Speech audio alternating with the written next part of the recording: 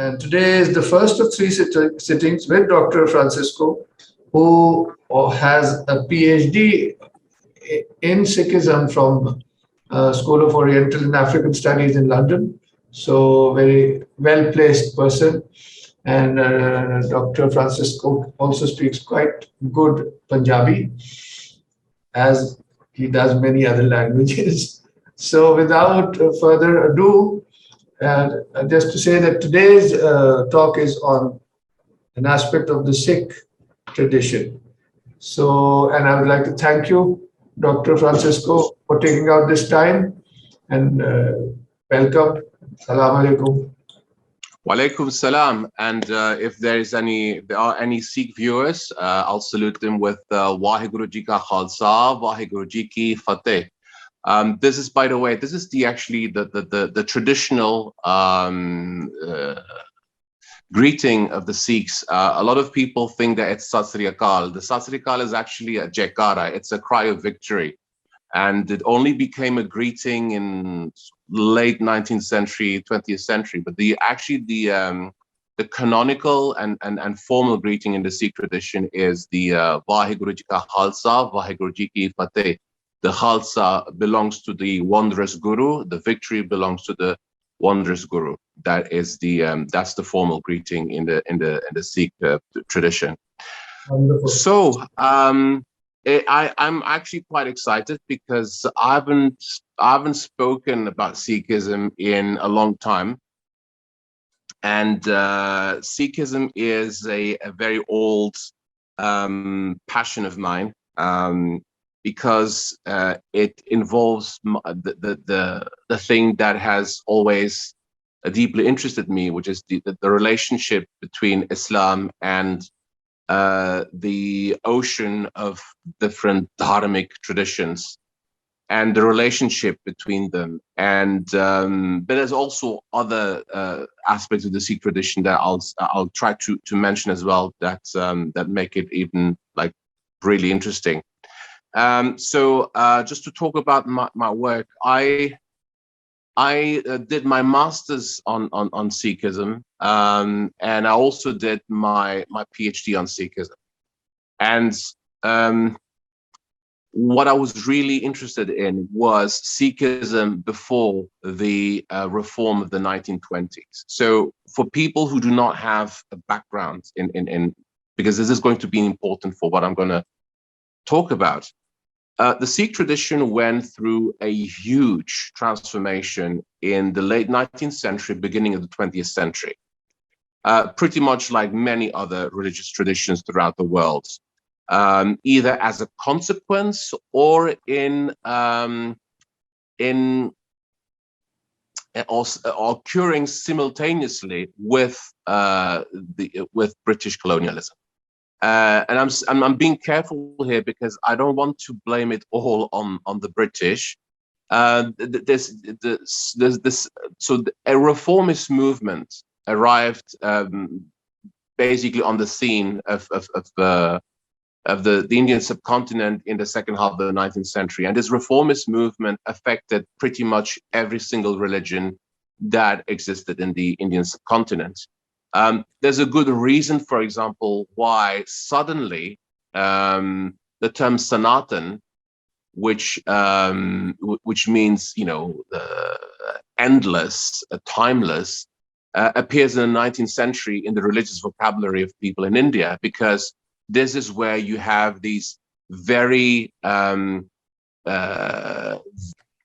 these very vehement and very staunch reformist movements that are very much inspired by Protestantism, but also by what I would call the Whig discourse of British liberalism.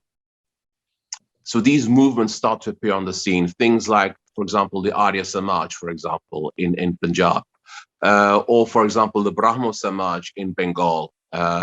With personalities like Rabindranath Tagore, and who was the father of Rabindranath Tagore, for example, who were part of it. And so these reformist movements, there's of course many others, are challenging the status quo of the religious landscape in South Asia. In Islam, we also have reformist movements such as the Aligarh Movement, and so Sikhism is not an exception. So you have after the annexation of the Punjab by the British Crown, you have this huge shock that seems to permeate the entirety of Sikh tradition. And why is that? Because the Sikh tradition viewed itself as especially the Khalsa, the militarized chivalry order of the Sikh tradition. So especially the Akali Nihang, the Akali Nihang Singh Khalsa. So the old version of this military order, which actually managed the temporal affairs of the Sikh community. They viewed themselves as the ones who would be bringing about a spiritual uprising, not only in India, but throughout the world. They would be bringing Satyug, so the age of truth, the primordial age of truth, back into the Kali Yuga. They would reverse the wheel of time. And it would take a lot of time. I mean, I could go for hours on this, but there are very clear relations here between this narrative and the narrative that the Kala Chakra Tantra in Tibetan Buddhism. The idea that this Dharma Raja, this king of Dharma, of order, of cosmic order and piety and truth, will bring about a spiritual age within this age of decay that will protect the saints from the corruption and tyranny of the temporal rulers. So the British Empire comes in and completely shatters this narrative. And Sikhs start to ask themselves, why has this happened? And then you start to see the appearance of three main movements within the Sikh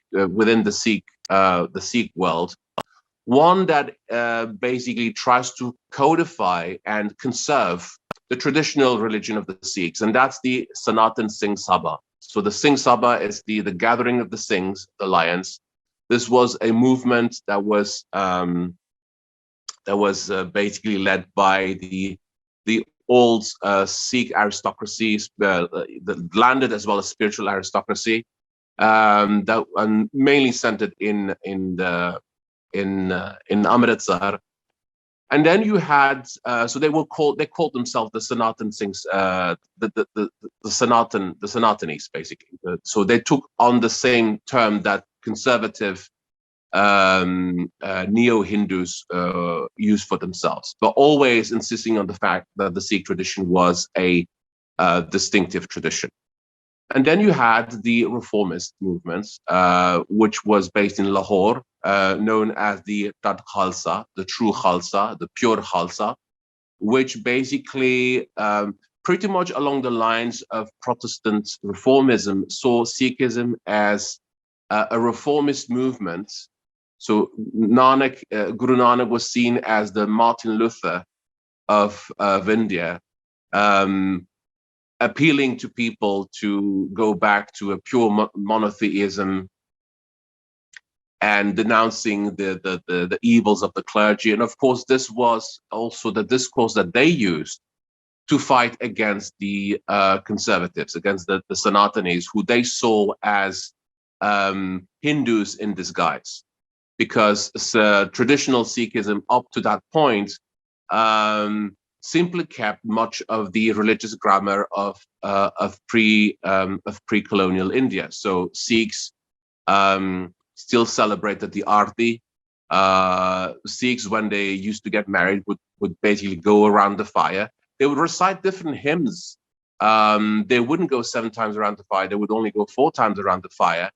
But this wasn't enough for the reformers. They wanted to completely do away with anything that would remotely look like Hinduism for them, because they viewed Hinduism pretty much in the same way that Protestantism looked at Catholicism. And this is the time where in the 19th century in the UK, in Britain, you have internal battles going on within Anglicanism, where a substantial number of people are returning to Catholicism. And you have these debates about ritualism, for example, idolatry, and so on and so forth, that are going on in the House of Commons. And these debates get exported to India. And you find them again within the vocabulary of the reformists. So that the reform, and it is very clear, this thing is very clear in the foundational writing, the foundational text of reformist Sikhism, which was actually written by a British judge who converted to Sikhism by the name of Max Arthur McAuliffe.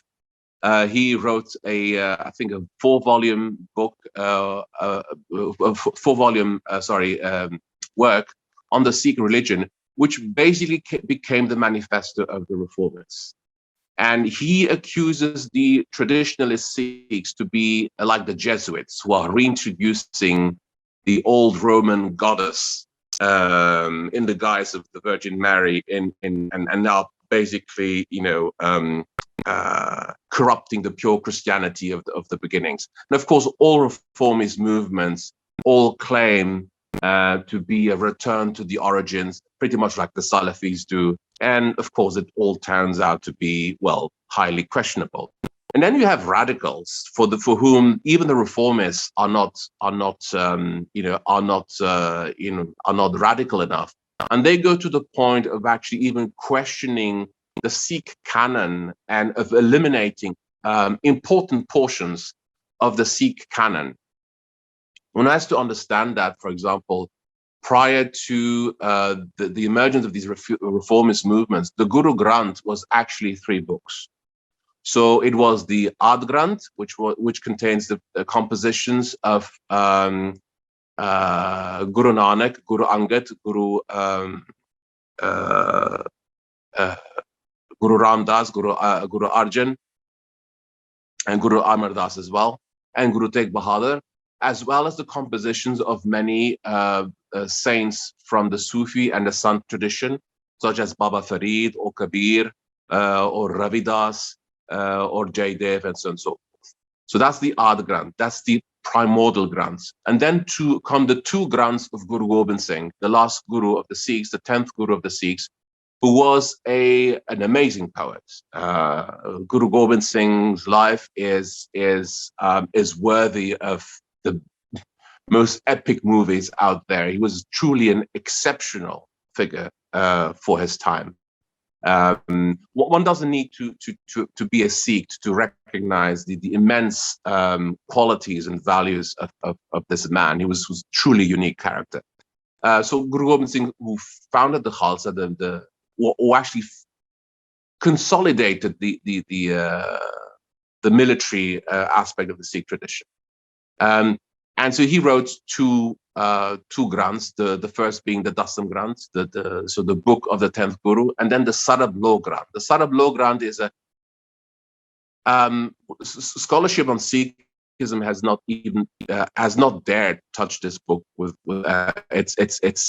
because it's highly controversial amongst modern Sikhs and reformist Sikhs. The Sarab Lo Granth contains a lot of material that comes from the Shakta tradition. It talks about the struggle of the goddess against the demons, and of a special manifestation of God known as the Sarablo Avatar, the all-steel avatar, the all-steel manifestation of God, who is the equivalent of the king of Shambhala in the Tibetan tantric tradition, especially the Kalachakra Tantra.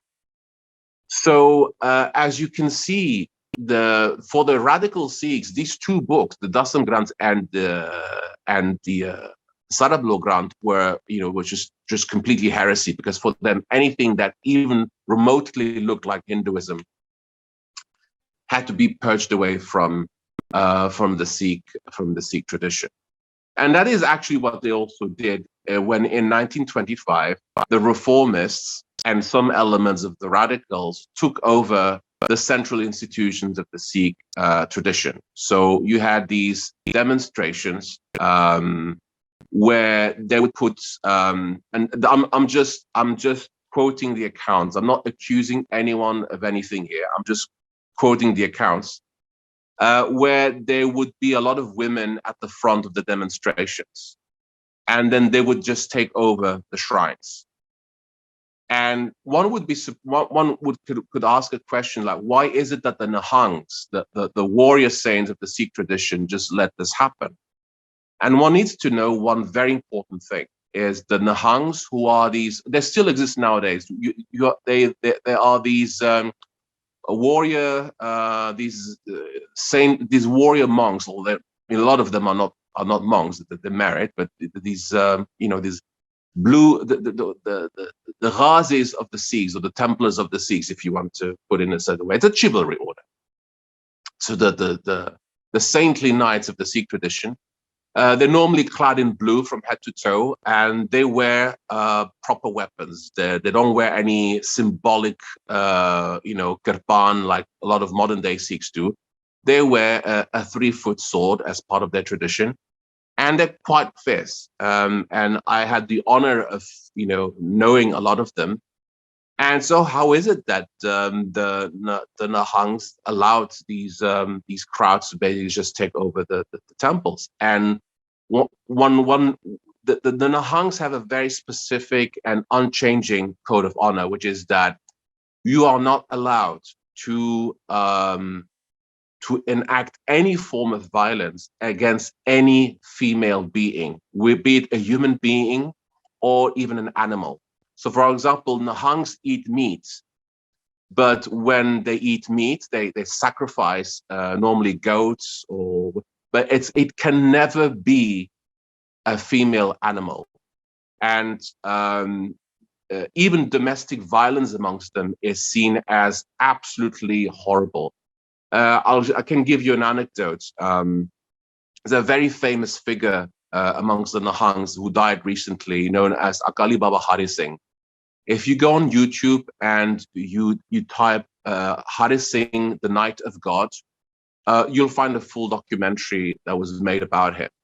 The man was absolutely remarkable. So he was an important man amongst the Akali Nihangs in Khalsa.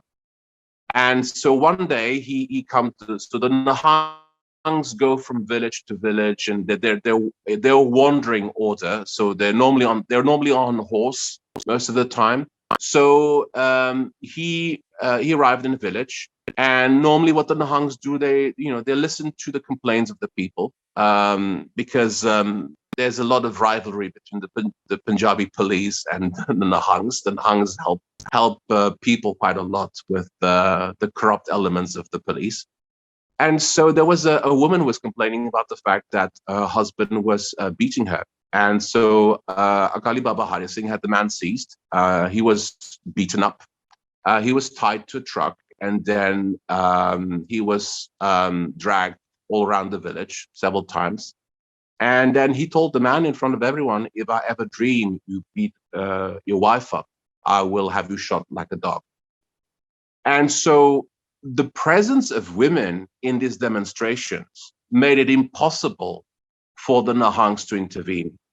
And that is why these core temples of the Sikh tradition were taken over by the reformists, except for one, the one in Nandir, which is one of the takhts, one of the seats of authority of the Sikh tradition, that was not taken over by the reformists. And so when you go to Nandir, you will see pre-reformist and pre-colonial Sikhism in its full glory. So you'll see goat sacrifices going on, whereas the reformist Sikhs put so much emphasis on vegetarianism. You'll see a lot of bhang being made and distributed quite joyously. And you'll see a lot of Nihangs, and you'll see a lot of rituals that honor the weapons of Guru Gobind. The Shastra Puja is a very important element of the Khalsa tradition. And one account that I found was by was an eyewitness account that I was able to collect thanks to a friend who lives in the UK, who was so this man was there when the crowd took over the Golden Temple and the Akali, which is the most important temporal seat of the Sikh tradition. And so these women came with sticks to the Akali and started beating up the Nahangs, and including the Jatedar of Buradal, which actually is the equivalent of the Pope. And the words of the Jatedar was, "Is this the type of religion you want to transmit to your children?" And the reformists took copies of the Dasam Granth and the Sarablo Granths and threw them out of the window onto a pile of dirt. So just to realize, how violent this was. And the Nahangs since have basically acted as if the main Sikh shrines are under occupation. They do not acknowledge the present day authorities in Amritsar as being legitimate. So the SGPC, the Shromani Gurdwara Prabandhak Committee, they deem these people to be illegitimate as well as anything they do. So just to put the context. Now, why am I talking about this? Because when the first type of scholarship, the first Western scholarship that appeared on Sikhism was written by a reformist himself, Max Arthur McAuliffe, not only supported the reformists, he was part and parcel of the reformist movement. And ever since in the scholarship of Sikhism in academia, the reformist bias has been dominating to the point where you will never see any scholar of Sikhism nowadays use any of the exegetical literature that was written in the 18th or 19th century. Pretty much like Protestants, they go straight to the original text, but they don't care to actually read the rich literature of commentaries written by the four canonical orders of the Sikh tradition, namely the Udasis. So the Udasis were created by the Baba Sri Chand, the son of Guru Nanak. They look like sadhus, and so the Udasis were the ones who brought Sikhism to Sindh. A lot of people, there's a huge misconception about, for example, the Hindus in Sindh, in Pakistan. The quote unquote Hindus in Sindh are actually Nanak-Panthi Hindus. Not all of them, but a substantial number of them. And they were brought to Sikhism by the Udasi order that was created by Baba Sri Chand. And these people are not part of the Khalsa. They're not part of the military order, which means that they have no obligation to keep uncut hair or beard. They don't have an obligation to wear a kirpan, a sword, and so forth. Then you have the Sevapanthis, who are a sort of Sufi tariqa type organization. They are dedicated to philanthropy. They don't wear weapons. So they have hospitals, they have charities of different kinds, and very important, in their monasteries, they study Vedantic, but also Sufi texts. So a lot of people might be surprised by this, but the Sevapanthis, and by the way, all these orders were created during the lifetime of the Gurus with the approval of the Gurus. So the Sevapanthis study, for example, the Kimya-i Sa'adat of Ghazali, for example, or the first book of the Mathnavi of Jalaluddin Rumi. This might come as a surprise, but this actually is, has happened. And they were very much active in bringing Sikhism to the population of West Punjab. And so amongst their disciples, you also had, Nanak Panthi or Nanak Shahi Muslims. So Muslims who were, prayed 5 times a day, fasted during Shah Ramadan, but considered the Sikh Gurus to be their spiritual masters. Then you have the Nirmalas, who are an order of scholars who versed in Sanskrit and Vedanta. And this is very important because the normally only Brahmins were allowed to be Pandits, but the Nirmalas mostly come from the Jat community, and they challenge this sort of discrimination, and so they have this tradition of transmitting and of learning and transmitting the knowledge of Sanskrit, which is a necessary condition to be able to understand the Sikh scriptures, because the Ard Granth is written in different languages. So you have Punjabi, but you also have a lot of it is Sadhukari. You have Braj Bhasha. So you need a deep knowledge of Sanskrit in order to understand the vocabulary that derives from from these different languages that is derived from Sanskrit. And then you have the Nahangs, who are, as I told you, are the chivalry order of Sikhism, in which you find a lot of elements from Islamic and especially Iranian Futuha merged with other elements, and especially also ancient Aryan traditions such as the Koiros, these community of young men who would live outside of the village and would basically protect the village. There's a lot of these traditions that re-emerged after, probably thousands of years, who've re-emerged with the rebirth, with the birth of the Khalsa. So it's a fascinating tradition to study. Now, today's lecture will deal. Sorry for this lengthy introduction, but I had to do this just to give you a context.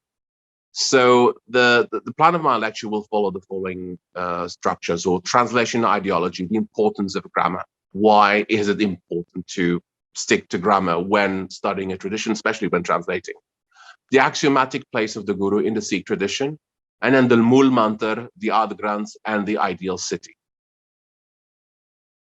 So this is a handwritten version of the Mulmantar, written by Guru Arjan Dev Ji, the fifth Guru of the Sikh tradition. Although actually, strictly speaking, it's not the Mulmantar, it's the Mangalacharan, the auspicious introduction. I'll talk about it in a minute. So what does the word Mulmantar mean? So in Mulmantar, so we have Mul, which basically means root in Sanskrit, and you have Mantar or mantra, which is what we all know. A mantra is a word or a set of words that are used, or a sacred formula that are used either in ritual in order to invoke a certain number of deities or energies, or to bring about protection, or to bring any sort of specific result. Or there can be a set of prayers as well. So this is the root mantra of the Sikh tradition. Now, the Mul mantra itself is divided into two. So you have what we call the Mangalacharan, the auspicious introduction, which goes up to the word Gur Prasad. Now, modern scholarship, as well as modern Sikhs, or reformist Sikhs, the followers of the Singh Sabha movement that took over the Sikh institutions, claim that the Mulmantar stops there. However, traditional Sikhs, so people who have not been affected by this reformist movement, and sometimes the lines between them are blurry, they go up to the first stanza of the Japji Sahib. So the Mulmantar is actually the beginning of the Japji Sahib, which is the first text of the Ard Granth. So I'm going to read it out for you. Ik Omkar Satnam Karta Purakh Nirbhau Nirvair Akali Murat Ajuni Se Bhang Gur Prasad Jap Aad Sach Jugad Sach Happy Sach Nanak Hosi Be Sach. So I'm used to reciting this way because for 10 years of my life I lived among Sikhs.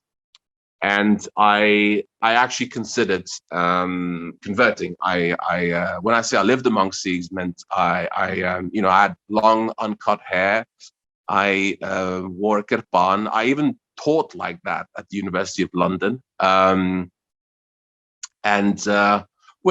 It didn't happen because the Nahang order, as much as I admire them, and I have boundless admiration for them, they're wonderful people. But there's one problem with the initiation process, which is that when you receive this initiation process, you drink sweetened water. So you need water in which some sugar paddies have been stirred with a double-edged sword and a kirpan, and so you drink it from a steel vessel. And the Akali Nahang Singh Khalsa have the tradition of having a separate bata, a separate vessel for what is normally known in the caste system as untouchables, and the Malech, the barbarians, meaning the non-Indians. And as much as I love the Nahangs, there's no way I would accept my parents to be considered barbarians. This is where I had to part ways, even though I still have a lot of love and respect for the Nahangs, and especially the Akali Nahang Singh tradition. But this is where I recognize that the limitations of engaging sometimes with a tradition. By the way, there's a slight mistake on the last line. Nanak Hosi Bhisajit. The P should be replaced by a BH. Sorry. So let us first see how other people translate this, and because I'm trying to get to a specific point here, which is the importance of ideological bias in translating sacred scriptures. So this is by there are two translations here by Eleanor Nesbitt, who is by the way, a fantastic scholar. She's an amazing scholar on especially modern day Sikhism and diasporic Sikhism. She was on my Viva, and she's a remarkable and absolutely lovely human being. So my intention here is not to criticize her scholarship or her as a person. She's absolutely wonderful person. But here I'm just looking at the translation and others as well, and it's just to look at some issues here. So the way she translates the Mulmantar is the following way. There is one God named Truth, the Creator, without fear, without hate, timeless in form, beyond birth, self-existent, known by the grace of the Guru. She has a different version of it. This being is one, truth by name, creator, fearless, without hatred, of timeless form, unborn, self-existent, and known by the Guru's grace. So that Eleanor Nesbitt, and so again, great scholar of Sikhism, who focus mostly on diasporic Sikhism, but actually very good scholarship. This translation is one by the famous Khushwant Singh, who we all know. We all know him as the satiric, the satiric author that he was, and exceptionally good writer. And so on this, you can see that already again here in his translation of the Japji Sahib. So a lot of people called him an agnostic. I mean, I've heard different stories about him. I mean, from people who knew him personally, that despite his reputation for being a quote unquote, sorry for the term, lucha lafanga, that he was actually a pretty decent human being, and that he, in the evening, he would just drop everything and go back to reciting his Sikh prayers or hymns. So, I don't know. But in any case, very talented writer. So he translates the Mulmantar in this way. There's one God. He is the supreme truth. He, the creator, is without fear and without hate. He, the omnipresent, pervades the universe. He is not born, nor does he die to be born again. He is, by his grace shall thou worship him. Before time itself, there was truth. When time began to run its course, he was the truth. Even now, he is the truth, and evermore shall truth prevail. Very expansive translation, not, but quite beautiful. But let's see if, when we'll actually look at the original text itself. This is by Max Arthur McAuliffe. So he writes, there's but one God whose name is true, the creator, devoid of fear and enmity, immortal, unborn, self-existent, by the favor of the Guru. Repeat his name. The true one was in the beginning, the true one was in the primal age, the true one is now also, O Nanak, the true one also shall be. And there's hundreds of different translations. I've even come across people who tried to translate Ek Onkar as in the beginning was the word, to imitate the Gospel of John. And there's and my issue with this is that first of all, the Mulmantar is a very complex text. But my big reproach is that people do not take the necessary care of actually looking at grammar and sticking to literal translation in order to avoid ideological biases. And why do I say that?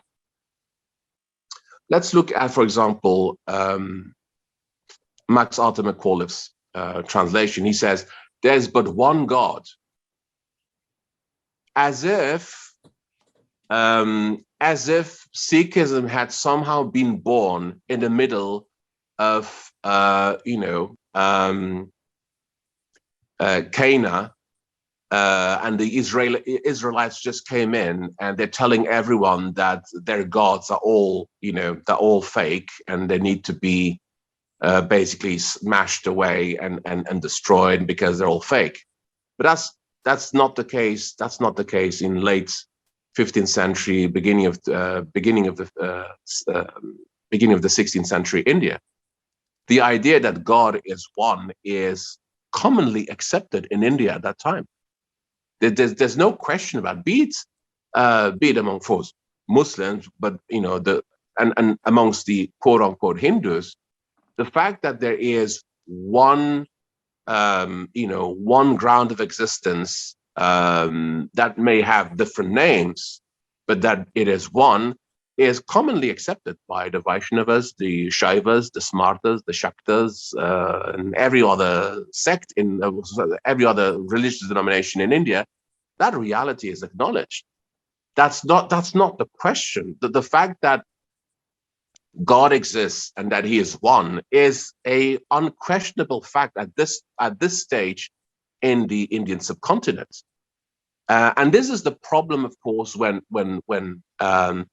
the British and especially Christian missionaries went to India and started to view the local religions as forms of polytheism that could be compared to the idol worship of the peoples who surrounded the Israelites in the Bible. But that's not the same thing at all. It's and by the way, I mean the same reproach could be made in a way that certain Muslims engaged with dharmic traditions, comparing them with basically the pre-Islamic tribal cults of Arabia. So again, this bias of looking at the dharmic traditions as being polytheistic and full of idol worship and so on and so forth. Well, it's complicated. In any case, so in the beginning of the 16th century in India, you don't need to tell anyone that God is one. Everyone knows that. So you can already see here in the translation that there's this reformist bias, and there's again, it's this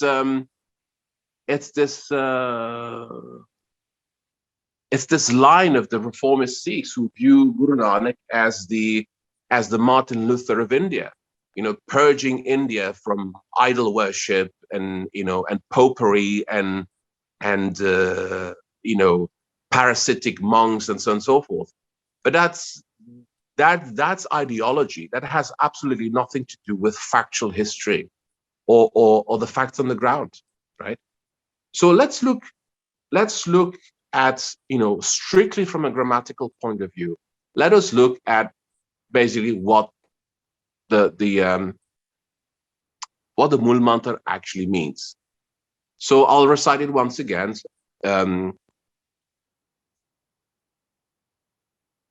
So Ik Onkar Satnam Karta Purak Nirpao Nirvair Akal Murat Ajuni Se Bhang Gur Prasad Jap Ad Sach Jugar Sach Happy Sach Nanak Hosi Be Sach.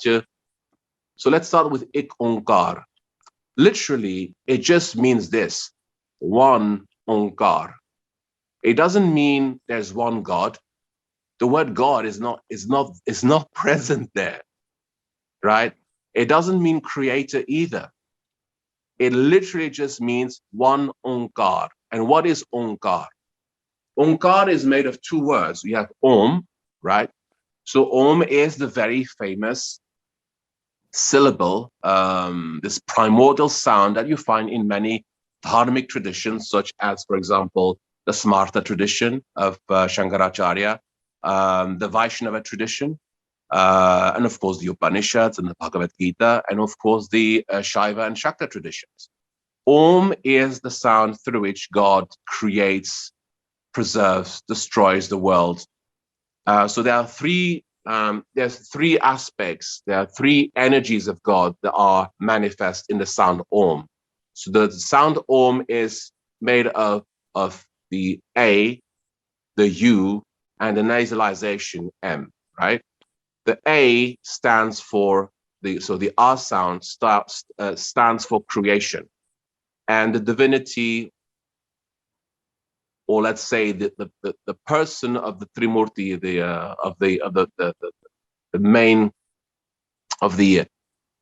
the main active aspects of God are that is attributed to the creation as Brahma. So Brahma is Brahma, and the action of creation is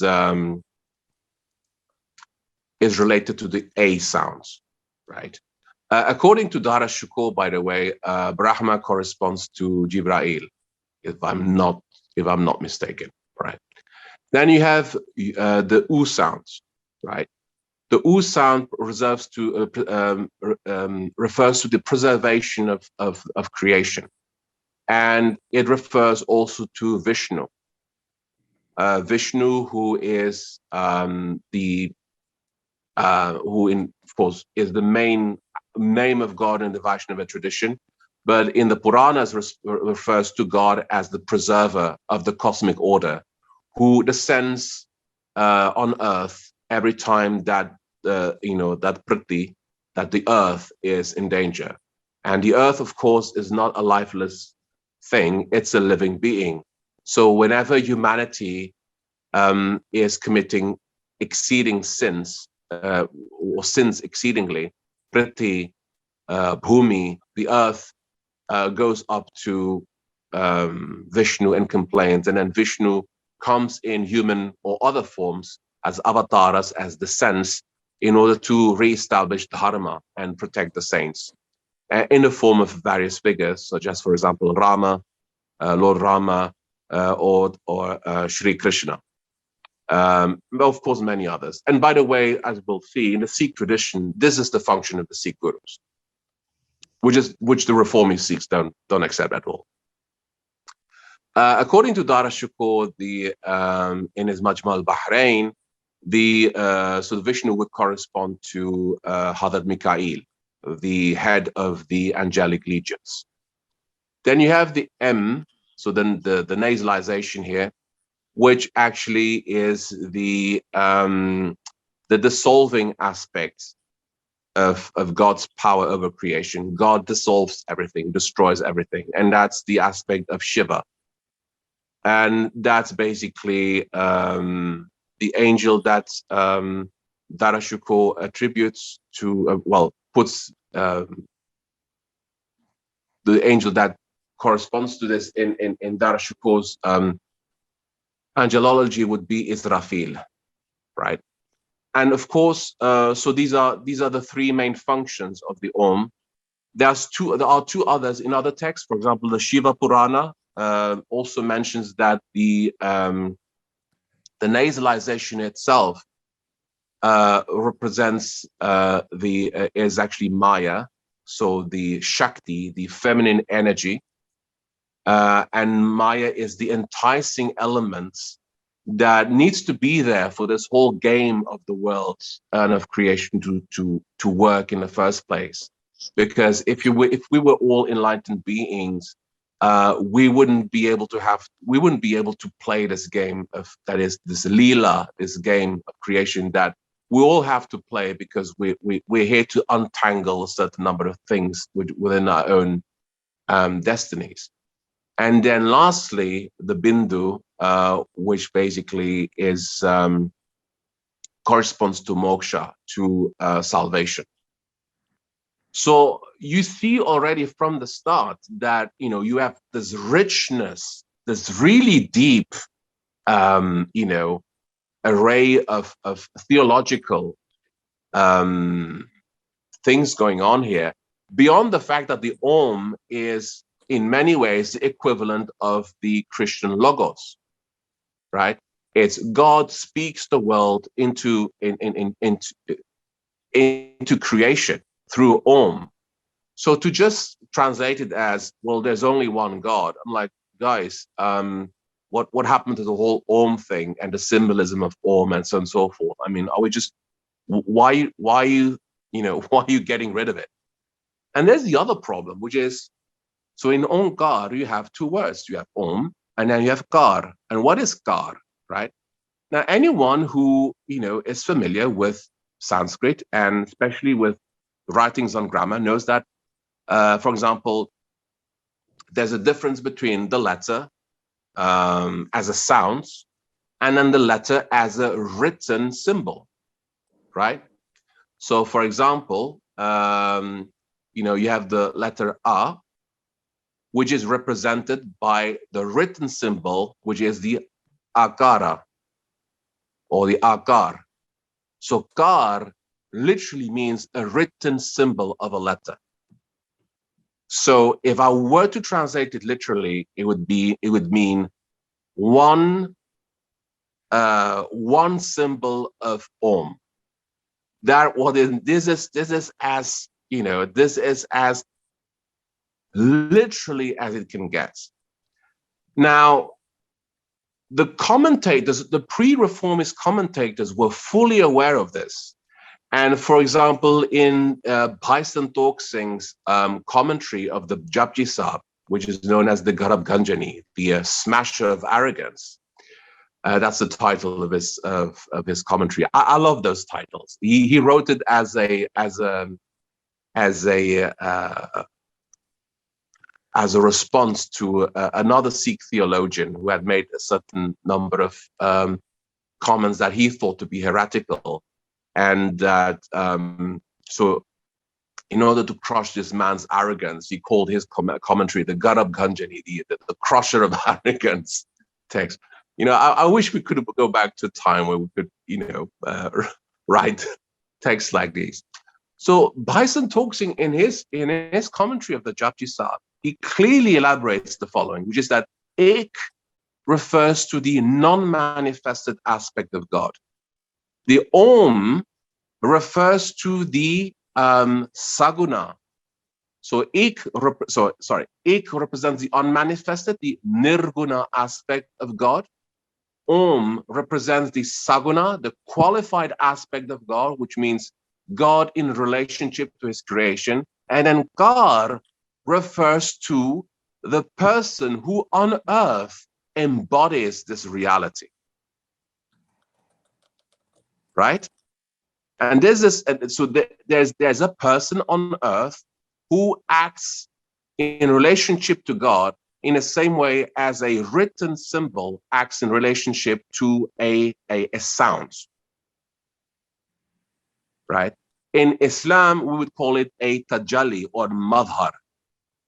And the reason why I'm mentioning this is because Sikhism and Nizari Ismailism share the same vocabulary. There are, at that time in the early 16th century, there are only two movements in South Asia who use the word Satguru, and that's the Nizari Ismailis and the Sikhs. And that has to do with basically Shi'i imamology, high Shi'i imamology, where the imam is not just a pious, learned man who explains some fancy theological notions, but is actually someone who is the manifestation of God's attributes on earth. As a human person, he's not God himself, but he is the equivalent of the temple that in which God's presence is basically manifest, so that it does not become what is commonly perceived to be the Christian notion of incarnation. So the Tajalli is not an incarnation. The avatar is not an incarnation. The Tajalli is not an incarnation, but it's a theophany, a divine manifestation.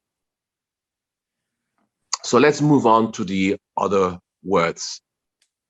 So we have Satanam, and so which are which the other translators translate as his name is the truth, or his name is true. Satanam. So you have a genitive here in Sati. So Sat means the truth. So Sati means of the truth. It's a possessive. Nam means the name. So the name of the truth. So the true name. And again, it refers to the idea of that we have in linguistics of the signifier and the signified. The being that is talked about here is someone who is the name through which another reality, through which a reality is being referred to, right? It could also refer to Om as the name, as the true name, Om itself, because that's also absolutely. I was absolutely going to talk about that. So right. So this is very clearly also a reference to the Ism al-Azam, for example. So the idea of the madhar, of the tajalli, as being that person being the very being the name of God. So God is a reality, right? And that person is the name that represents that reality, right?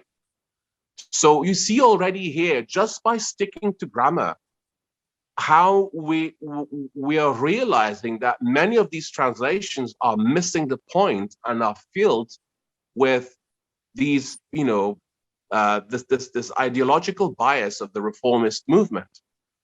So let's move to the other word, karta purka. So in karta we have the ancient Sanskrit root karati, which means to do. And we have a problem here. So why is it that the translators translate this as the creator, especially because creating and doing are two different things. Of course, creation is an act, is an action, but there's other actions. And the other thing is that it's put in a relationship with puraku. which is the basic Sadhukari equivalent of Purusha in Sanskrit, which means person or being. And this refers to, of course, to Sankhya philosophy. So the idea that the divine is in relationship to the world is seen as the Purusha, the person, the being, whereas the Prakriti, the matter is seen as a different thing. So Prakriti or matter or creation is the thing on which God acts on. So God is the one modifying creation, and so Karta Puraka means the active or agentive being, not just creator. I mean, creation is included in this, but it goes well beyond that, which also means that Karta Puraka means that in the end, this being is actually the only really active agent in the entire reality, and that is the very important notion here. Then you have another pair, nirpao, nirver, so without fear and without hatred. And these are pretty much straightforward, and they've never caused, and I mean, the translators are, I mean, there's nothing controversial in the way that these terms have been, translated. They're pretty much, straightforward. The next couple of terms is a bit more difficult. So Akal Murata. So you have Akal, which means either deathless or timeless. And here it's being used as an adjective. So adjective to what? Murat. And Murat is, as we call it in Punjabi or Urdu and Hindi, reference to Murti, right? It's an image. So this person that we're talking about in the Mulmantar is the image, is the timeless image, right? So again, when we can contrast this to the translations that are given of the Mulmantar, this, if we just look at the grammatical and the etymological meaning of the words, we're facing a problem here, because this isn't Protestant monotheism, because we're talking here about. Siddhi, I don't want to interrupt your flow in any way. If you want, we can comment at the end. But I was just going to say that it seems to map on exactly on the Indic metaphysics, and Purush, one can think of the Purush as the Akal Murak of the truth. We would say the Insan al-Kamil. Yeah, absolutely. The Logos. Absolutely. Yeah. Absolutely. That's exactly what it is. It's the image of timelessness, right? And again, what we're talking here about here, all these words here are all talking about the manifested aspect of divinity. They're not talking about they're not specifically talking about the formless one. This is a cataphatic, a positive theology that is being described here, even though you have terms that are negative, as we're going to see. Like actually, I've just seen like nirbhau, nirver, without fear, without hatred, or for example, the next one, ajuni, unborn.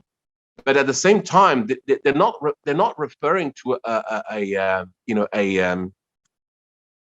strictly speaking unknowable entity. And so a lot of commentators have tried to avoid translating Murat as image, because for them, well, there's no such thing as images in Sikhism. Yeah, but the thing is this, this is when ideology basically is in conflict with reality, and this is actually the very nature of ideology. Ideology is always at war with reality, which is why ideologies of any kind tend to basically collapse in the face of reality, be it communism, national socialism, and nowadays liberalism and wokeism, because at the end of the day, reality is there, and reality doesn't change, and reality does not care about our feelings. It's just there, and the text here is here as well. The murad just means image. It doesn't mean form. It doesn't mean whatever. It means image. That's the word what it used, that is used for image. And of course, it goes back to the idea of the especially in Ismailism, the idea of the eternal Imam as basically Naqsh Khuda, the image of God, right? Then we have Ajuni and Sebhang. So Ajuni is a privative. So the A at the beginning is negating what is coming afterwards. So Juni, so is the medieval equivalent of the Sanskrit yoni, which refers to basically the female sexual organ. So it is literally wombless, meaning unborn, right? And then you have, so if it is Ajuni, if it is wombless, meaning causeless, because that's the philosophical implication. It is, this being is causeless. Then how does he exist? Sebhang is the equivalent of the Sanskrit Swayambhu. So self-existing. Swayam means self, bhu means to exist. So it's a self-existing. So this being exists through himself or through itself. And then you have Gur Prasad. Sorry. You missed the last Gur Prasad. Sorry? The last word, I think you missed the Gur. Yeah. So I brought it back with the first slide. So Gur Prasad. So the I at the end of Prasad is what we call in grammar a locative. So this literally means in the grace of the Guru. And the locative in the grammar of the Aligarh is also an instrumental, which means through the grace of the Guru, right? So if one were to give a literal translation that is as close as possible to the original text, one would say something along the lines of the one Omkar, the true name, the active being, without fear, without hate, the timeless image, causeless, self-existing, through the grace of the Guru. And by extension, this means that, because this is an opening. This is an opening text that is used in many other Sikh texts. And by the way, the entirety of this part of the Mulmantar gets reduced to, in the beginning of many Sikh hymns, to Ek Onkar Sat Gur Prasad. So through the grace of the true Guru. So what do I mean here? Which is that it's really wrong to say that the Sikh tradition is a theocentric tradition. Because the existence of God is a self-evident truth for not just for the Sikh tradition, but for most of the traditions that existed in India at that time. You don't need to emphasize there's only one God. Everyone knows that.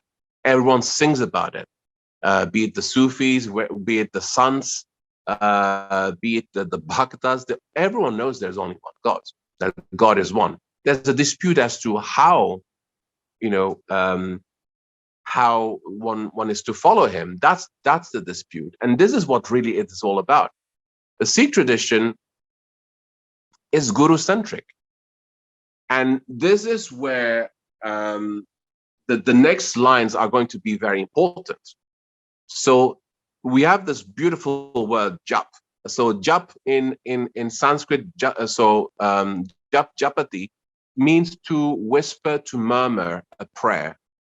So it isn't just praying; it literally is the physical action of whispering a prayer. And there's always been, and I'm saying this because there's, especially in the poetry of Guru Nanak, there's such such a great importance given to the lack of ostentation when praying or doing any, spiritual action. And there's a great emphasis on this, on having a relationship with God that is filled with tenderness. And the whisper here is of primal importance to really convey this this meaning. It is in many ways the equivalent of the qul in in these four famous surahs of the Quran, right? So say, but here it's not say, just whisper, right? And then you have the following. It would be the equivalent of Wazkur Isma Rabbik. And invoke the name of your Lord. Wazkur Isma Rabbik. And invoke the name. Yeah. More like invocation, in repeat. Yeah, absolutely. Yeah. So Ada Satya. So Ada Satya means basically this was true in the beginning. Ada means in the beginning. Jugad as such. So at the beginning of the ages, Juga means it's actually equivalent of Yuga, right? So in modern day Punjabi, for our day and age, you would call Kal Jug, so which means Kali Yuga, right? So this was true, in the very beginning of all things. So and pretty much like in the Gospel of John, into Archeo Logos. In the beginning was the Logos. So this was true in the very beginning of all things. And then Jugad as such, this was true in the very beginning of the ages, right? Of all ages. Happy such, it's even true now. Nanak Hosi such, oh Nanak, it will also be true in the future. Hosi is the sigmatic future in terms of grammar. So, oh Nanak, it will be true in the future. And what is this referring to? It's this idea that God, because he's just, offers humanity, constantly gives humanity a vehicle through which he is guiding humanity. And that is a divine sage who is the manifestation of God's attributes on earth, who is always there on earth in order to save and guide humanity, right? So this line is actually the first line of the Japji Sahib, of the first main prayer of the Sikhs and the first text of the Adi Granth, right? And now I'd like to talk about the centrality of the axiomatic place of the Guru in the Sikh tradition. So as we have now seen, not through my interpretation, just by sticking to grammar, we've seen that the Guru holds a pretty central importance, even just in the Mulmantar of Sikhism. There is this necessity to, that God saves the world through the presence of the Guru on earth. And this axiomatic, this central place given to the Guru in the Sikh tradition is manifest in much of the hagiographic literature in Sikhism known as the Janam Sakis. The Janam Sakis are hagiographies or holy lives of the Sikh Gurus, especially of the founder of the Sikh tradition, Guru Nanak. So, for example, one tradition states that, in the Janam Saki states that when Guru Nanak was still just a child, he was sleeping under a tree for many hours. But despite of the fact that the hours were going by, the shadow of the tree did not move and continued to basically give shelter to Guru Nanak and protect him from the heat. What does that mean? It means that Guru Nanak, in relationship to the sun, is the center of the universe, right? Or we have, for example, the story of Guru Nanak and the Aarti at the Juggernaut Temple. So for those who might not be familiar, Juggernaut in Puri, in Orissa, is one of the central temples of the Vaishnava tradition. This is where the statues of Lord Juggernaut are basically housed. It's one of the most important shrines of the Vaishnava religion. And so in the Janam Sakis, Guru Nanak goes and visits the shrine. And at the moment where the Purohits, or so not Purohits, the officiants, the Brahmins are celebrating the Aarti in front of the statues of Lord Jagannath, Guru Nanak basically faces the opposite direction, much to the scandal of the Brahmins and everyone in the assistants. And so when people ask him, well, why are you doing this? Then Guru Nanak reveals the Aarti. So the Aarti is a specific text of the Sikh tradition that was composed by Guru Nanak, where Guru Nanak says that the entirety of the universe is actually an Aarti in honor of God. So for those who are not familiar, the Aarti is a ritual. It's an Indic ritual. It's actually, originally speaking, not really a religious ritual either. The Aarti is a ritual through which you honor someone important, a king, a guest, or a holy person, or the statue of a divinity in a temple. But originally, the Aarti was celebrated in royal courts, because before the presence of Alexander the Great in the subcontinent, there was no such thing as statues in Indic religions. It's as an influence basically of the Gandharan civilization that the different divinities of the Indian pantheons started receiving, started to being represented as statues and to be housed in temples that were the equivalents of a court. So the court rituals of the kings were transferred to the temples, and this has always been my point of contention with reformist Sikhs when they say that, oh, the Aarti is a Hindu ritual. No, it's not a Hindu ritual. It's a court ritual that accidentally is, being performed in temples, but is also performed in homes. For example, when people receive guests, for example, very often in more traditional families, people come late. Normally, the lady of the house comes with a thali, a platter, on which you have a lamp, incense, flowers, and maybe some sweets, and then these are waved in a circular fashion around the person in order to honor that person, and then at the end, the person receives the tilak on the forehead. This is how you honor a guest.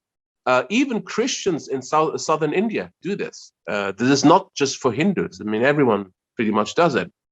And so, so Guru Nanak says that the entire creation is an Aarti ritual in honor of the Guru. And this is what really is interesting, is that in the Janam Saki accounts, the statues of the statues of Lord Jagannath and his half brother and his consorts come to life and bow down to Guru Nanak. Meaning what? Meaning that Guru Nanak,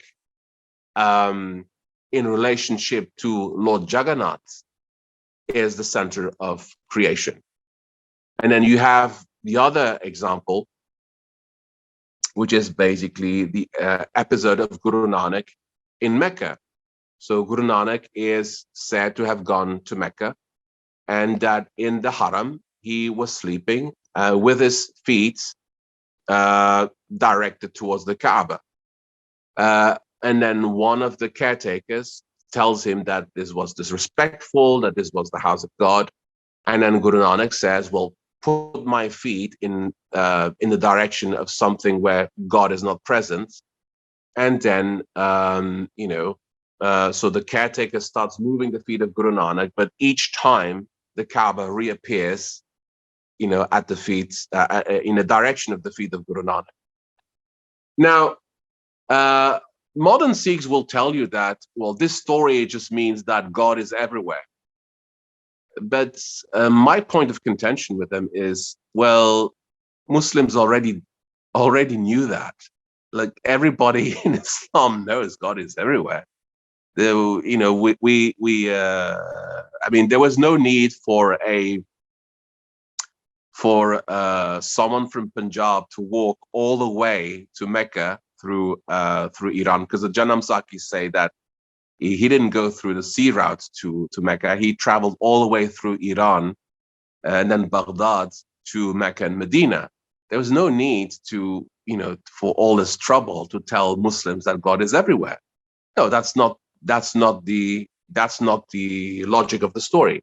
The logic of the story is that that the center of the universe, of the sacred universe for Muslims, has Guru Nanak as its center, meaning that Guru Nanak is the theophanic figure of the age, and that everything revolves around him. And I must say here, not in a way that I mean, the Sikh gurus do not seem to have been cult leaders, because the gurus did not want people to worship them. This is not the worship of a person, right? This is about the idea that the guru is there to convey a spiritual truth that brings people towards liberation, and that any tradition can only be fulfilling if it has the presence of the guru. And that is why the gurus had, Muslim disciples, and never asked them to convert to, quote unquote Sikhism. Because as long as these Muslims were following the spiritual teachings of the gurus, then they were filling up their Islam with an esoteric dimension that truly gave life to their outer, to their Zahiri performance of their religious duties. And that really is what the Sikh tradition originally had an intention. So contrary to other religions, the Sikh tradition has a very layered, a multi-layered way of articulating identity. So, for example, the Akali Nahang Singh Khalsa are, they're only loyal to the Sikh tradition. So they have a uniquely distinctive Sikh identity, right? But then you have people who've not been initiated in the Akali Nahang Singh Khalsa, who, come from a Hindu background. So we call them the Nanakpanthi Hindus. And that's many of the people that live in Sindh, for example, are Nanakpanthi Hindus. These are people who are born in Hindu families, but consider Guru Nanak to be their spiritual master. Then in especially near Nankana Sahib, you still have Nanak Shahi Muslims. You have Muslims who, pray 5 times a day and fast during Shahr Ramadan, but consider Guru Nanak and to be their spiritual master, right?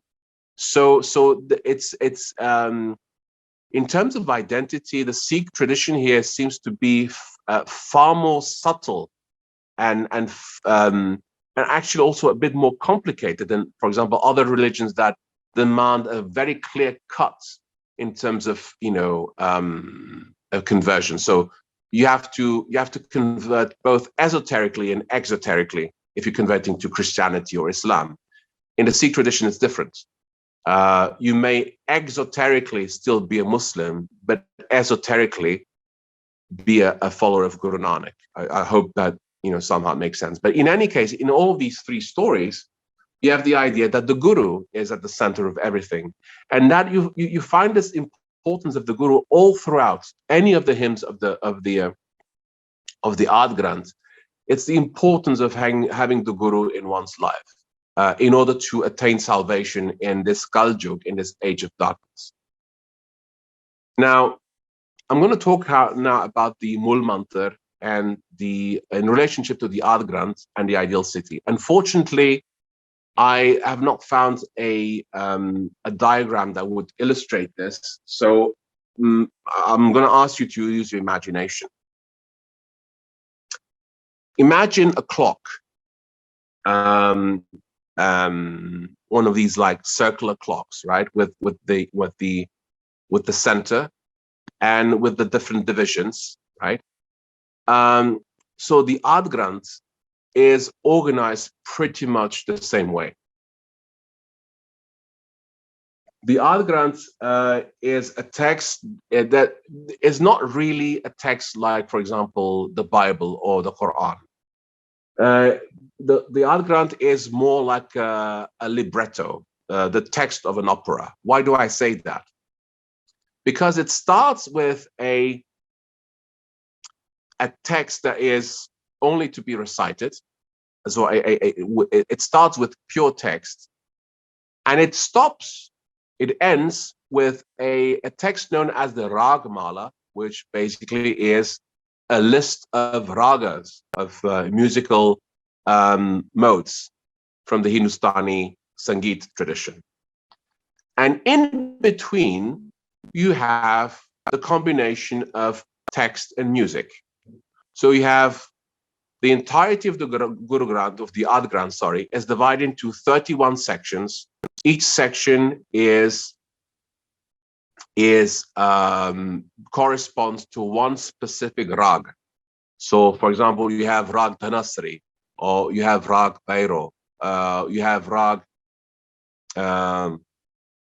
Tori, and so on and so forth. You have 31 rags. So this would correspond to like the let's say the vertical divisions within a clock, and then within them, right, in a circular, in a concentric fashion, you have, so each one of these sections starts with the compositions of the first guru, the second guru, the third guru, the fourth guru, the fifth guru, and then when applicable, the ninth guru, and then come the hymns of the Bhagats. So the quote-unquote non-Sikh authors of the Ard Granth, meaning Kabir, Jaidev, Baba Farid, and so on and so forth. And so if you were to put this as a diagram, you would have the equivalent of a circular map with the Mulmantar at the very core, and to be more precise, with the Mangalacharan of the Mulmantar at the very core of the entire thing, because each one of the 31 sections of the Ard Granth starts with the Mangalacharan, right?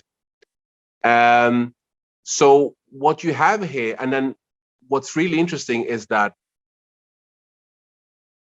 for example, when you read a Sikh text or a Sikh hymn, it starts with the name of the rag, for example, Rag Tanasri, and then you have Mahalla Pella, the first Mahal, the first quarter of the city. The Mahal actually is a reference to the Guru. So Mahalla Pella means the first Guru. So it's a composition of Guru Nanak. Or, for example, Mahalla Chauta would be the fourth Guru, Guru Ramdas, and so on and so forth. Meaning that the Ard Granth, the vocabulary of the Ard Granth is that of a city. This is a text that actually views itself and is constructed like a city. And it reveals the idea that behind Sikhism, there's also a sacred political project, which is the establishment of an ideal city. Especially in the compositions of one of the Bhagats, which is Bhagat Ravidas, who speaks of the ideal city of the saints, where nobody has to fear persecution anymore because of their beliefs. Everyone is equal, meaning everyone lives as brothers and sisters. There's no exploitation. People are compassionate towards one another, and people live simple lives with the desire to concentrate their lives on spirituality. And that is the political project of the original Sikh tradition. And why do I say that? Because especially the five Sikh gurus were city builders, and they were civilizational heroes. So Guru Nanak created the Gurmukhi script. And as I mentioned in my lecture about Imam Ali as a cultural hero, that is what a cultural hero, what a civilizational hero does. He creates a new alphabet in order to create a new civilization or new culture. You also have the fact that the gurus create alternative places of pilgrimage. So, for example, you have different cities in Punjab that were created by the gurus, such as, for example, Kartarpur, you have Kiratpur, you have Anandpur, you have Goindwal, and all of these cities, you have the presence of sacred tanks or bauli, where basically people go through these initiatic baths as part of the initiation process of being initiated by the guru. So all of that shows the clear idea of establishing a community here on earth that tries to bring the age of truth.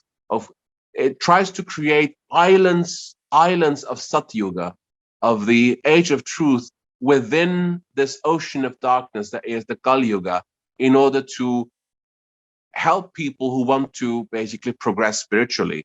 And in many ways, it corresponds to what later on became the project of Auroville, right? The famous city that was created by the successors of Sri Aurobindo. So it really is the idea of utopia that is manifested here. And at the very core of it, you have the Mulmantar. And as many pre-reformist Sikhs Sikh authors used to say, the Ek Omkar is to the Mulmantar what the Mulmantar is to the Japji Sahib, what the Japji Sahib is to the Ad Granth, what the Ad Granth is to the Dasam and the Sarablo Granth, what the Granth as a guru is to the Panth, the Sikh community, and what ideally the Guru Panth, the community as a collective guru, is to the rest of humanity. That is the idea behind it. And at the very core, you have the idea of the axiomatic idea of the guru as the manifestation of God's guidance and God's attributes on earth. And this contrasts very much with the reformist view of things that views Sikhism as either as a sort of like ecumenical compromise between Hinduism and Islam. No, Sikhism is not a mixture of Hinduism and Islam. It's its own thing. It definitely has elements coming from different traditions, but there's a dynamic to Sikhism that is very, very distinctively different. And I'm going to finish on this one, which is that one thing that animates the Sikh tradition, and especially the personality of the gurus, is what we call in the study of mythology, the trickster archetype. And I don't mean trickster archetype here in a negative way. So the trickster divinities are divinities that use paradox, subversion, and inversion to reestablish order if they're good divinities. If they're not, then for not so good such good purposes. And here we have a very clear indication that the Sikh tradition, what distinguishes the Sikh tradition from any other tradition in that region, at least, is that it's one that created its own specificity and distinctiveness through this dynamics of paradox, of inversion, subversion. Guru Nanak is someone who confronts empty shells, who confronts empty religion, empty religiosity. who confronts social injustice, who confronts, the manifestations of falsehood, be it false religiosity. And he doesn't. So when he confronts these things, he doesn't. He doesn't say, well, I'm going to show you the right way. You just have to follow me and basically start practicing something that eventually may also become an empty shell. No, Guru Nanak just simply points out to the fact that you have to be what you appear to be, and you have to be what you appear to be, and you have to appear as you really are, and that there has to be this deep connection between the Zahir and the Batin, and that religion without the Batin is just an empty shell that should be mocked. So you have these texts where Guru Nanak is being interrogated either by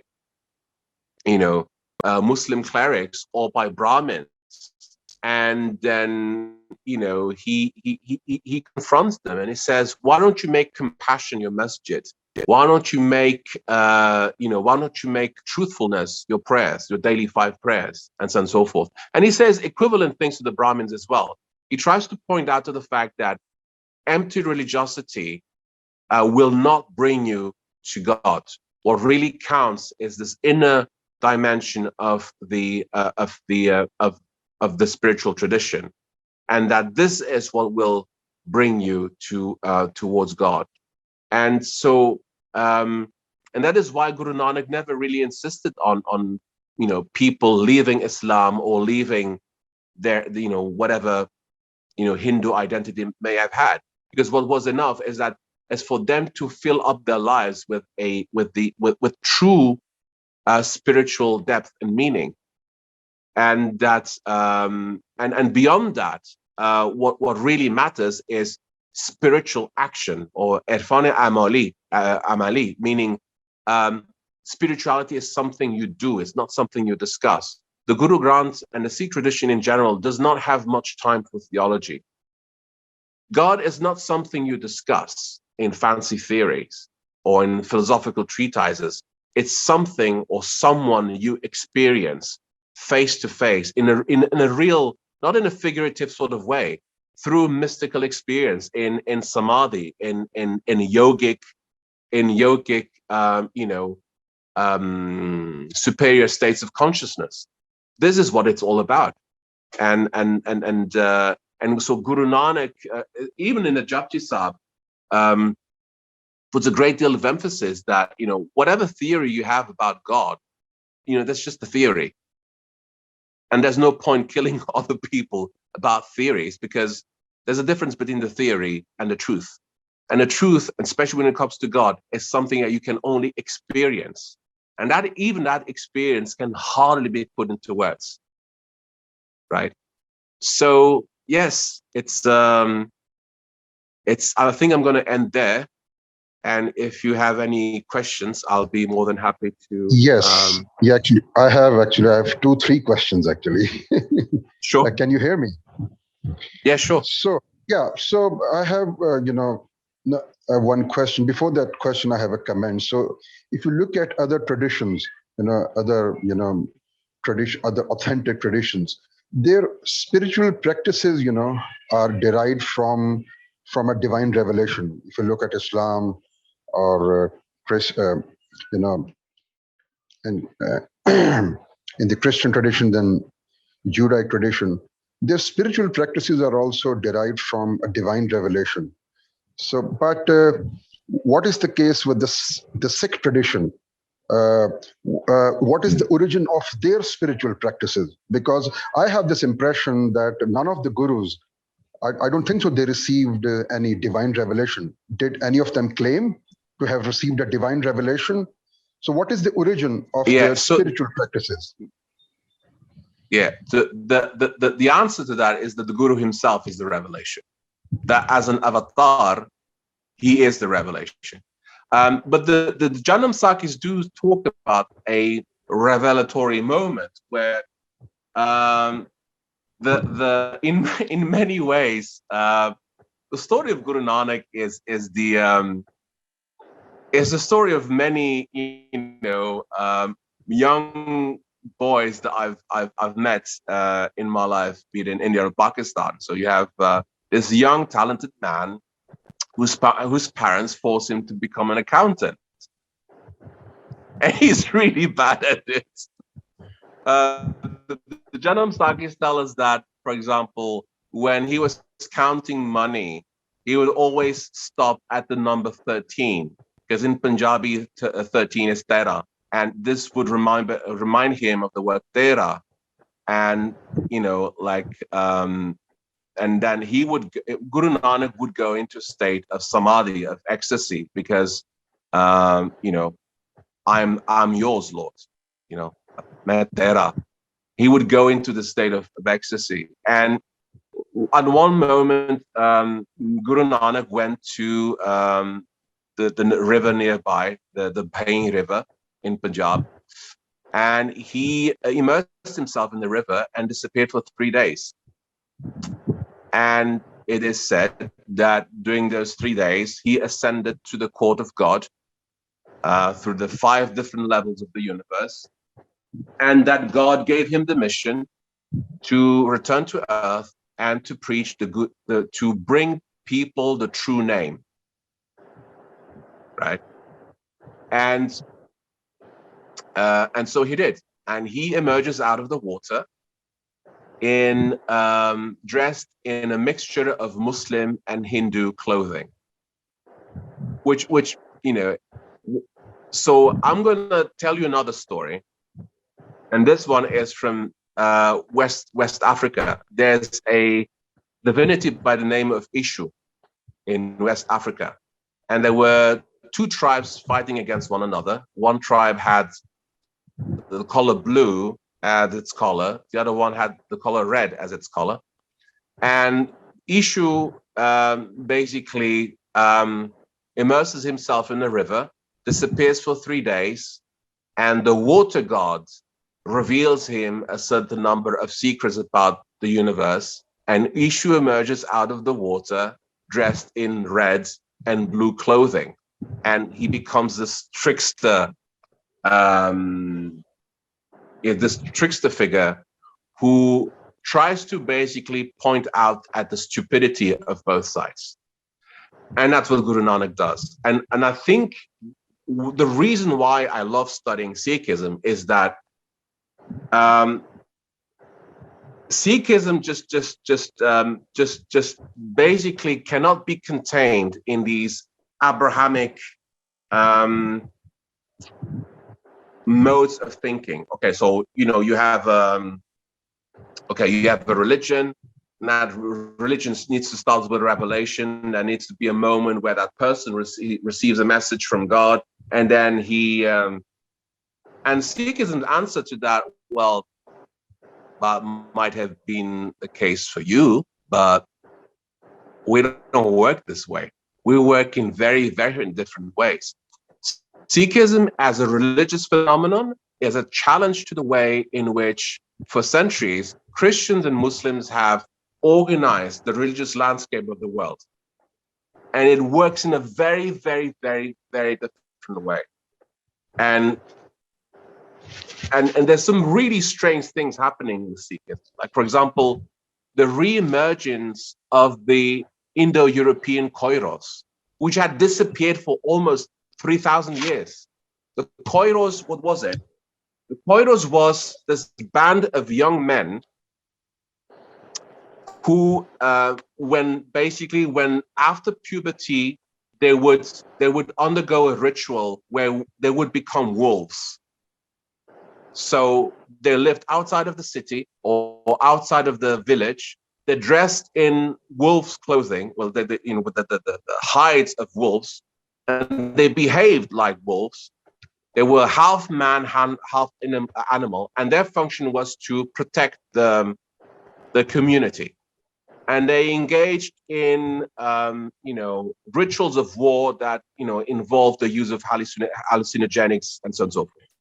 Like, for example, the Scandinavian or Germanic berserkers, who likewise lived, at the edge of society. So when Indian civilization basically, enjoyed the comforts of, the agricultural and sedentary lifestyle of the Gangetic plains and of the plains of the Punjab, that disappeared, that completely went away. And strangely enough, in the 17th century, it reemerges as the Khalsa. The Khalsa brings back civilizational structures that had completely disappeared and then miraculously, come back, such as the idea of the nomadic king, the Chakravarti, right? The Nahang, the Akali Nahangs are Chakravarti. They're wandering saint soldiers of the Sikh tradition. And was the reason why they're called Nahang. Nahang means in Persian means either crocodile or shark. And so just like the berserkers of Scandinavia, the bear warriors of the Scandinavian tradition, that's their totemic animals. These are people who go on the battlefield after having consumed bhang and basically take on the enemy by storm. Well, I mean, we have accounts of 60 Nihangs butchering 1,000 Mughal soldiers. And that's what happens when you take soldiers, who've been trained in martial arts and take bhang, measured amounts of bhang, and basically feel no pain and are in complete harmony with their movements, which is really important in martial arts. And that's what happens.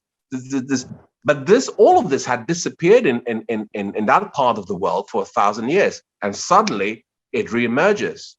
It's the reemergence of very deep, hidden archetypes from that region that suddenly reemerge, and nobody has a way of classifying this. For the Indic world, it's maybe less difficult. Okay, it's a new avatar of Lord Krishna. Okay, fine. Okay, good. For the Islamic traditions, like, wait. So a new religion, but we're not supposed to have new religions now. But he's a prophet, but he's not a prophet as well. So he creates a new religion, but he's not a prophet. But at the same time, it's very confusing. And that is the purpose of Sikhism. The purpose of Sikhism as a phenomenon is to really is to put a civilizational sort of limit to the way that specific communities have tried to basically map the world according to their own worldview. It's just the thing is that actually, not sorry all to cut religions. So you're saying now, just to clarify. So every religion, every authentic tradition has its own archetype, and that archetype contains all the possibilities that could be manifested in that religious cosmos and environment. So you are saying that through Sikhism provides the environment or the occasional cause to manifest possibilities in other religious traditions. Is that true? Spiritual possibilities, let's say. Is that what you're saying? They provide the environment both for Muslims and Hindus to have spiritual realization by still remaining in their own authentic tradition. Yeah, absolutely. So absolutely. Okay. I mean, I actually understand that, for example, in the Indian tradition also, I mean, they did not have prophets in the Semitic sense. I have this understanding, but they have sacred scriptures which have divine origin, in the Indian tradition. So this Granth actually, is this a divinely ordained scripture or what? What is the status? The Guru Granth is very the Guru Granth is very clear on this. What? It's sorry. Oh, sorry. Carry on. Yeah. So the in the Sikh tradition, the Guru comes in actually three forms. So I have the Dehi Guru, the human Guru, and then you have the Granth Guru, the Guru as a book. So okay, yeah. yeah, Actually, the in guru is Christians, the in manifestation of Christian God's tradition attributes. also, yeah. Actually, in Christian Yeah, tradition also, Christians absolutely. also, I mean, give the same status to Christ also. I mean, they say the Christ himself is a divine revelation. So is it similar to that?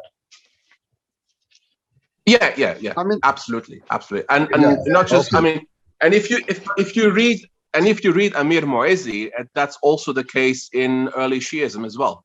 That Yeah. Absolutely. Imam Yeah. Ali Absolutely. Yeah. Yeah. is the new Christ, right? So this Yeah. is yeah. This is what's happening, and Sikhism articulated. Sorry. I wanted to sort of interject a little bit Yeah. from a slightly different angle, from a more Indic angle. Yeah. Because apparently it was only when the British had the first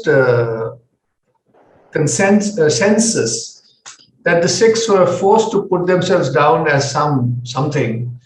Before that, neither the Kabir Panthis were quote unquote a religious community, neither were the Sikhs a religious community. They were followers of certain gurus within the spiritual economy of the Sanatan Dharma. Otherwise, he wouldn't be using the Omkar at all, because that's the so. It's more complex because, for example, the Nizari Ismailis use the same language as well in their Ginans. They use a lot of quote unquote Hindu imagery. There's also the fact that Guru Gobind Singh himself talks about his own community as the Tisra Panth, the third way, the alternative to the Abrahamic and the Indic Dharmic tradition. That basically is this Tisra Panth. And the Tisra Panth is not necessarily does not necessarily have to be a third community in the social sense, but it's, as I would say, the Panth is the way. It's the third way. And so in this third way, you have Muslims who are Muslims exoterically, but are followers of the Guru esoterically, and vice versa. What I was trying to say was that this is not something uncommon within the Indic spiritual economy to have these gurus who are sort of untaught. They are sort of, from birth, they are like minor avatars. And they are called minor avatars. Within the Indic traditions, they're not called major avatars. Even Shankara is called a minor avatar of Shiva. Absolutely. So it's an archetype from within the tradition which can manifest itself is what we would call the great mujaddids within the Islamic tradition, who have an inspiration. They bring a new way, which is completely from heaven. I mean, it's not they haven't invented it. They've been inspired by. So every 1,000, 100 years, such people. So from I would look at it. You're completely right. You have these mysterious beings who seem to be just enlightened from birth. Like, for example, Ananda Mai, right? So she's a person who from birth was like, a remarkable character, right? A remarkable person. And there's no words to how do you classify people like that, right? And this is exactly what happened with Guru Nanak. You have this when people ask me, like, what is your personal opinion about Guru Nanak? Like, I have no answer. As a scholar, all I can say is that he was probably one of the best poets ever. And some of his poetry, even to this day, moves me to tears. I mean, especially the Aarti is something that I tear up when I listen to it, right? And not only because it was part of my life, right, on an almost daily basis when I lived amongst the Sikhs, but just the sheer poetry of it is fantastic. And so here's the thing, right? Like, how do you classify this? And I think the best answer is like, don't classify. It's not about classification. It's not about falling into these like traps of the mind. What the emphasis is on, and this is what the Guru said, is just like connect to God, connect to the inner light within you. And that's what the Gurus were there for. They were not there like, don't worship me. They were not called. There's no indication whatsoever that the Gurus saw themselves as cult leaders. I mean, look at Guru Gobind Singh. He is someone amazing humility, especially when he speaks about the Khalsa. Sorry, I'm quite emotional about this. This is someone who, when his father was martyred, was raised up by all these people who later on became his, chief generals and companions in battle. And, and then when he says, Khalsa mero rupe hai khas, like, this is my special form. This is the Khalsa is my shelter. The Khalsa is my everything. This is someone who bled the blood of his heart for his community. This is not a cult leader, right? And, this is why, despite of the fact that, I haven't converted to Sikhism, I still keep this immense respect for the gurus and their followers, despite of the fact that there's obvious differences between me and them, and but it for me it's just like Guru Nanak. Well, you can't classify him. It's like you can't put him in a and just like someone like Anand the Mighty Mice and other spirit and other characters, and sometimes people like that show up. Sorry? Even Kabir, and many of the even Islamic Muslim saints in India have been quite outside the box. You can't classify them either. Yeah. I must because looking at the watch, but I must also thank you for giving us such a sort of a brilliant actually had one more comment actually. Inshallah, we had one more comment. Dr.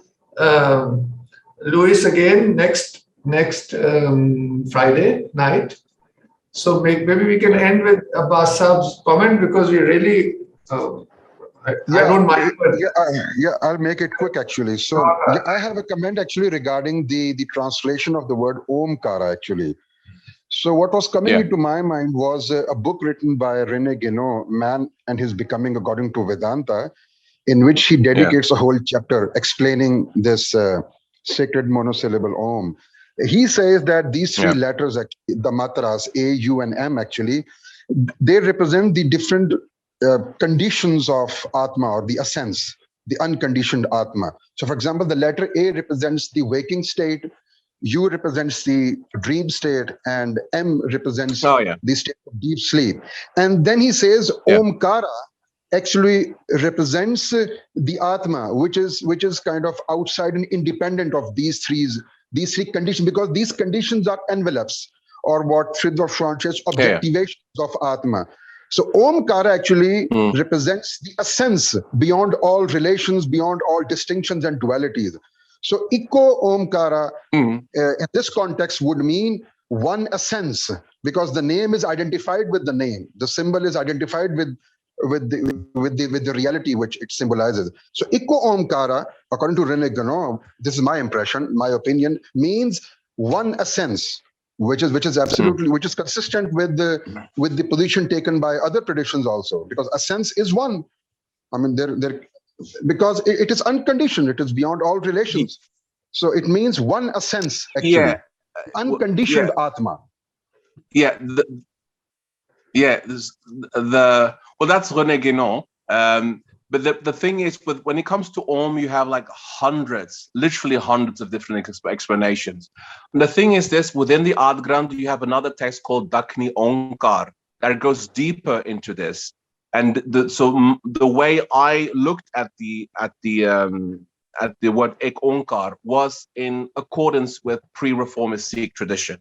I don't give personal opinions, but I just simply commented what the Sikh tradition says. It's internally says about basically what this word actually meant.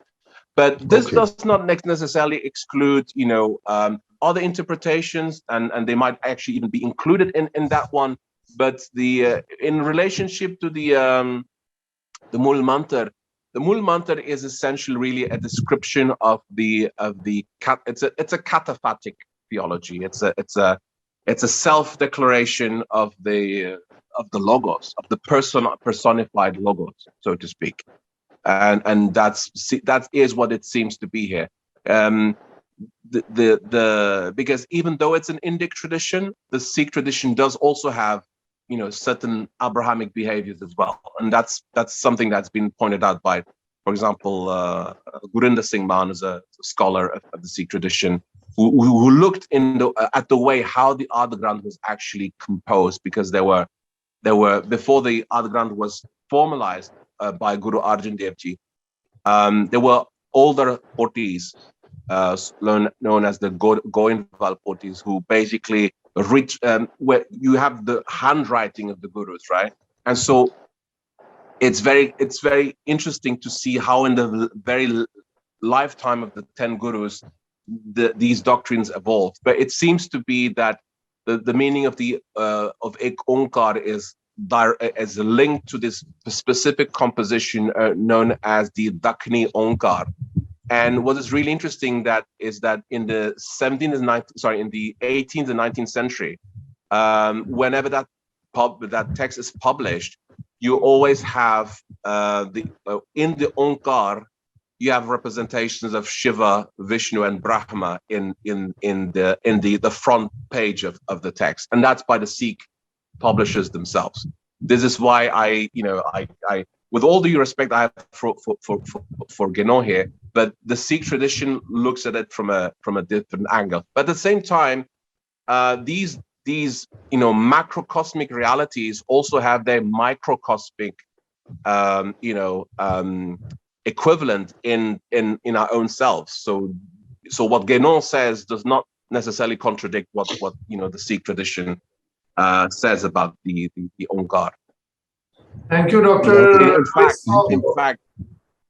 In fact, I would say that the salvation, moksha, is really the individual being a mirror of the divine being, right? So,